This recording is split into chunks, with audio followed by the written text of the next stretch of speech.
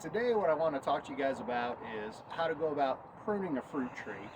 And yes, there are a little bit of intricacies between different types of fruit trees, but the general process is pretty much the same.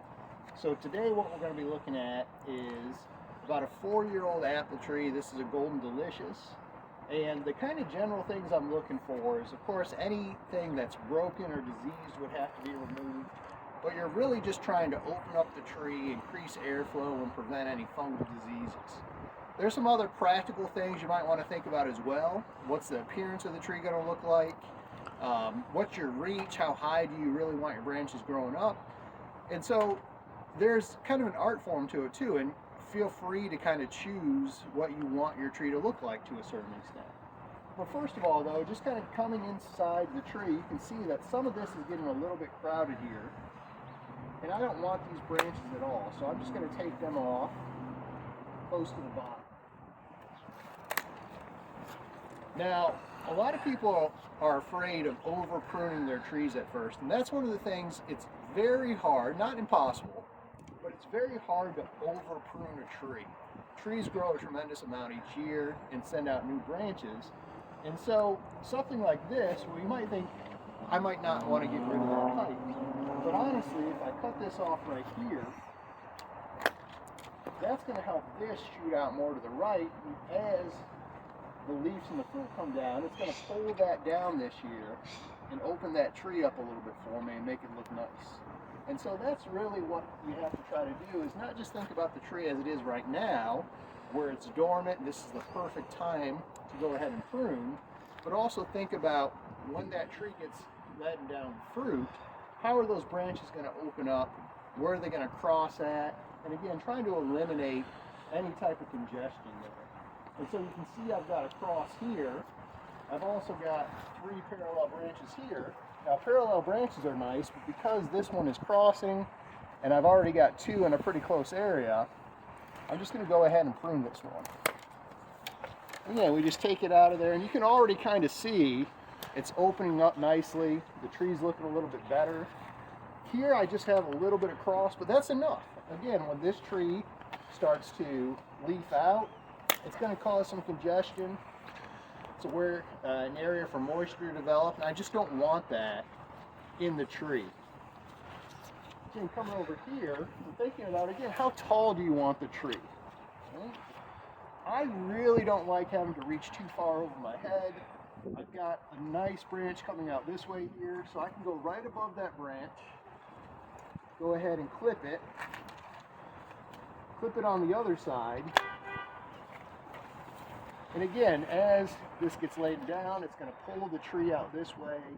I'm going to be able to reach that, access my fruit, and it's going to end up looking real nice. So what I'll do is I'll finish pruning up the tree, and I'll give you guys a shot of the tree after it's all finished. All right, I have a couple of questions though before you walk away from the peanut gallery.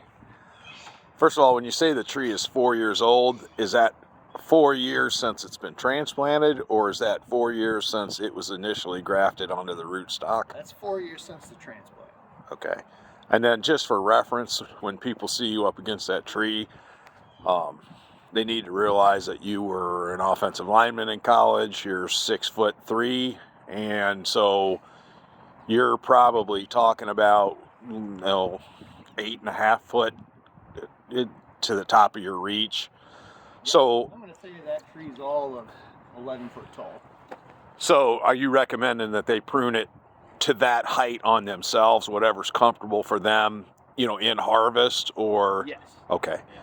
As opposed to that being a specific height that they would shoot for on that type of tree. And I don't know if you mentioned it, but was this a semi-dwarf fruit stock or dwarf, or what? What is This is semi-dwarf fruit stock. Okay.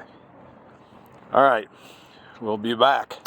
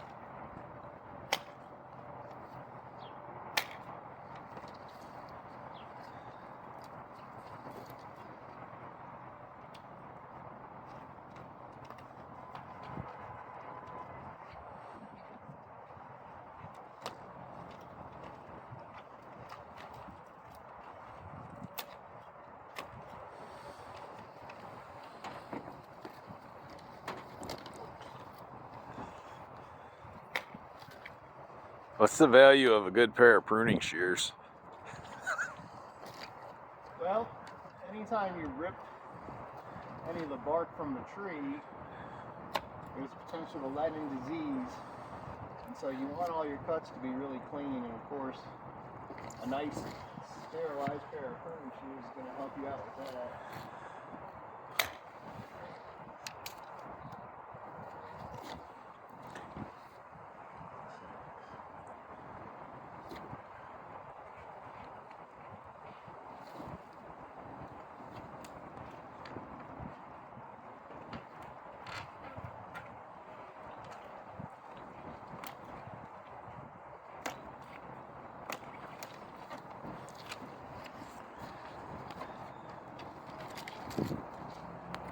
Do you coat or treat any of those wounds, or do you just count on the fact that you're doing this in February, it's below freezing? Normally there's not really much need to coat the wounds at all. I can get a close-up here in a bit, and you can kind of see where I've cut the tree in the past. So as you can see, here's a cut right here. You know, here's another cut. Those wounds heal themselves up pretty good. You know, some of the things I've looked at have even talked about the coating being a little bit counterproductive. And so I'll use it sometimes at the base of the trees if I've got something like birds eating on the trees or rabbits, things like that. But otherwise, I don't really use a lot of the pruning seal products that are out there. This is kind of an unrelated question, but is today the first day with the new feet, or?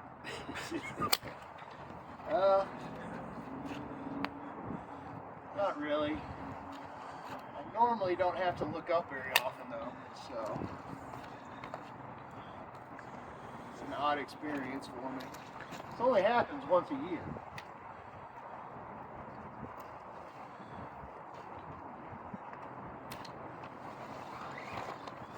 When you're searching for the heights of my greatness, or?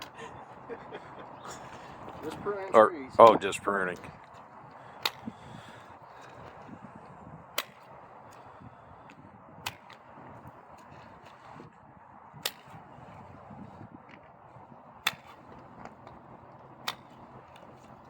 Everyone, so here's the finished product.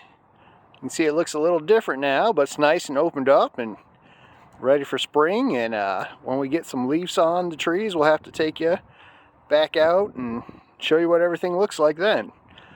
Thanks for watching. Hope you like and subscribe, and we'll see you later.